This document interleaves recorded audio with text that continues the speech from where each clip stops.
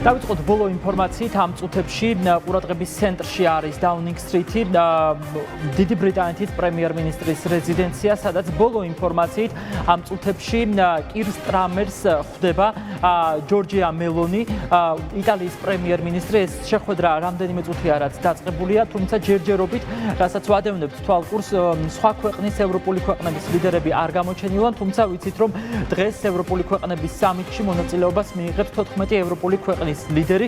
გარდა ამისა, ლონდონში ელოდებიან ნატოს გენერალურ მდივანს, ევროკომისიის და ევროსაბჭოს პრეზიდენტებსაც. მოკლედ, მომდევნო რამდენიმე საათში დაიწყება ეს შეხვედრა, თუმცა როგორც ჩანს, უკვე პირველი შეხვედრა დაწყებულია. ჯერჯერობით მედიის ობიექტივში არ გამოჩენილა ვოლოდიმირ ზელენსკიც, უკრაინის პრეზიდენტი, თუმცა ვიცით რომ ისიც ამ სამიტს დაესწრება და ბუნებრივია დღევანდელი შეხვედრა თავიდან ბოლომდე მიეძღვნება უკრაინის უსაფრთხოების გაძლიერებას, ევროპული არქიტექტურის უსაფრთხოების გაძლიერებასთან ერთად. თუმცა, ვიდრე ეს შეხვედრა დაიწყება, რამდენიმე წუთის წინ ინტერვიუ, საკმაოდ ვრცელი ინტერვიუ მისცა BBC-ს კირ სტარმერმა, ბრიტანეთის პრემიერმა, რომელმაც ვრცლად ისაუბრა და შეიძლება ითქვას, რომ 3 პუნქტიანი გეგმაც კი გაამხილა, რომლის შესახებაც დღეს ბრიტანეთის პოზიცია გაჟღერდება ევროპული ქვეყნების სამიტზე და როგორც კირ სტარმერი ამბობს, დღევანდელი ღონისძიება ეძღვნება სამხედრო კეთილინების კოალიციის ფორმირებას. ასე უწოდა სტარმერმა დღევანდელ შეხვედრას და თქვა, რომ საჭიროა 3 რამ იმისთვის, რომ უკრაინა გაძლიერდეს. პირველ რიგში საჭიროა ძლიერი უკრაინა, მეორე ძლიერი ევროპა და მესამე ამერიკის ზურგი და მხარდაჭერა უკრაინისთან მიმართებით.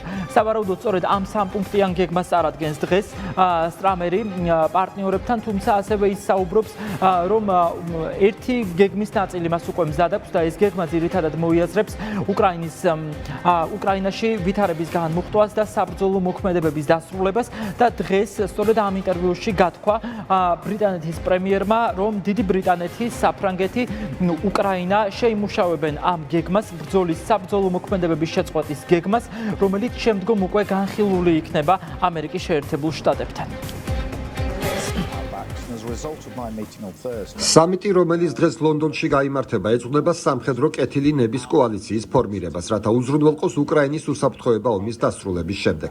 საუბრებმა ვოლოდიმირ ზელენსკისთან, შეერთებული შტატების პრეზიდენტ ტრამპთან და საფრანგეთის პრეზიდენტ ემანუელ მაკრონთან მიგვიყვანა შეთანხმებამდე, რომ დიდი ბრიტანეთის, საფრანგეთთან და შესაძლოა ერთ ან ორ სხვა ქვეყანასთან ერთად იმუშავებს უკრაინასთან ბრძოლების შეჩერების გეგმაზე და შემდეგ ჩვენ განვიხილავთ ამ გეგმას შეერთებულ შტატებთან ერთად.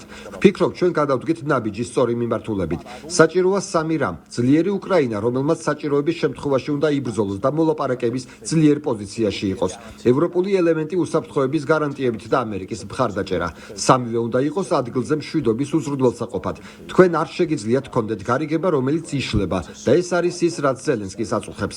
ზელენსკი სამართლიანად იყო შეშფოთებული შემოთავაზებული შეთანხმებით, რომელიც უნდა შენარჩუნებულიყო. არ მჯერა, რომ უკრაინის პრეზიდენტი, კაცი, რომლის ქვეყანაც 3 წელია ომშია, თეთრ სახლში რაიმეს დააშავებდა. კითხვაზე თუ რა შეიძლება იყოს გადამწყვეტი ხაზი რუსეთსა და უკრაინას შორის, კირ სტარმერი არ პასუხობს და ამბობს, რომ ეს ჯერ კიდევ არის განხილვის საგანი. დღეს კირ სტარმერს, ბრიტანეთის პრემიერ-მინისტრს, საკმაოდ მწვავე კითხვებზეც მოუწია პასუხის გაცემა. მათ შორის BBC ჟურნალისტი დაინტერესდა, ვის ენდობა ახლა ყველაზე მეტად დიდი ბრიტანეთის პრემიერ-მინისტრი. მან დაუსვა 3 კითხვა: დონალდ ტრამპის, ვლადიმერ პუტინის და ვოლოდიმირ ზელენსკის შესახებ და ასევე მოისმინა მისი არგუმენტები. ვარკვევთ, რომ სტარმერი კატეგორიული წინააღმდეგია ენდოს პუტინს, რომელმაც ერთხელ უკვე ასეთი შეთანხმება არაერთხელ უკვე დაარღვია წარსულში და მათ შორის ამ მხრივ სტარმერისთვის მისაღებია ვოლოდიმირ ზელენსკის არგუმენტები, მისთვის გასაგებია ის შეშფოთებაც, რომელიც ზელენსკიმ გამოთქვა თეთრ სახლში ვიზიტის დროს. მეორეს მხრივ ის ამბობს, რომ ენდობა ზელენსკის მის გამოცდილებას, რომ ის უკვე 3 წელია არის ომში და მან ყველაზე კარგად იცის, რა სჭირდება ახლა მის ქვეყანას და ენდობა ასევე მის მოთხოვნასაც და თხოვნასაც ამერიკის შეერთებული შტატებისადმი, რომ თუ მაგალითად უსაფრთხოების თუ მაგალითად მინერალების შესახებ ხელშეკრულება გაფორმდება, ზელენსკი ითხოვს უსაფრთხოების დამატებით გარანტიას. და ასევე საინტერესოა მესამე კითხვის საპასუხოდ, რას ამბობს სტარმერი, როდესაც განმარტავს, რომ ის ენდობა დონალდ ტრამპს.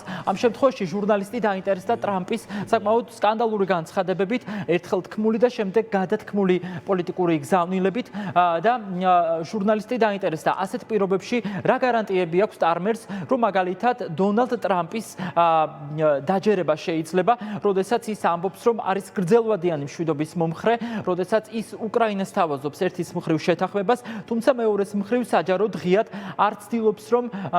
ცდილობს, რომ არ დააზიანოს პოლიტიკა ვლადიმერ პუტინთან მიმართებით. რა პასუხი გასცა სტარმერმა BBC ჟურნალისტის კითხვას, ჩვენ ახლა შეგვიძლია პირდაპირ ეთერში მოვისმინოთ. ინდობით პუტინს. არა. ინდობით პრეზიდენტ ზელენსკის. კი. ინდობით დონალდ ტრამპს. დიახ. რატომ ინდობით ტრამპს? მან ხომ ჯერ დიქტატორი უწოდა ზელენსკის, შემდეგ კი მთელი მსოფლიოს გასაგონად სრულიად განსხვავებული თქვა. იმიტომ რომ მე მას პირადად შევხვდი, მქონდა მასთან საუბარი და ვიცი რომ ის აბსოლუტურად მოტივირებულია გრძელვადიანი მშვიდობის მისაღწევად. მინდა ნათელი იყოს ჩემი პოზიცია. პრეზიდენტი ზელენსკი არჩეული პრეზიდენტია. კითხვა უნდა იყოს ენდობი თუ არა ტრამპს, როდესაც ის გრძელვადიანი მშვიდობის შესახებ საუბრობს. დიახ, ვპასუხობ. ამერიკის და დიდი ბრიტანეთის ურთიერთობა მთელ მსოფლიოში ერთ-ერთი გამორჩეულია. ჩვენი თავდასხმა უსაფრთხოება ასეთი რამ ბევრს არ აქვს. ეს ნამდვილად მნიშვნელოვანი ურთიერთობაა.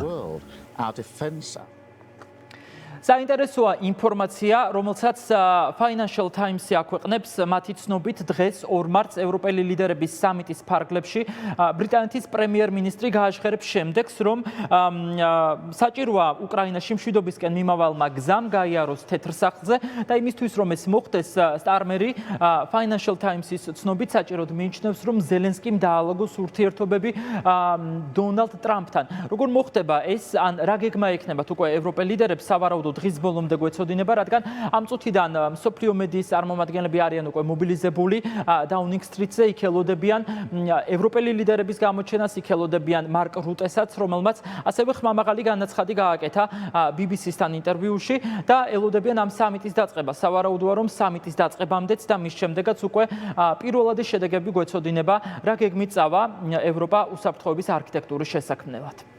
მადლობა გუგა, პირველების პირდაპირ ეთერში გუგა არჩვაძე საუბრობდა.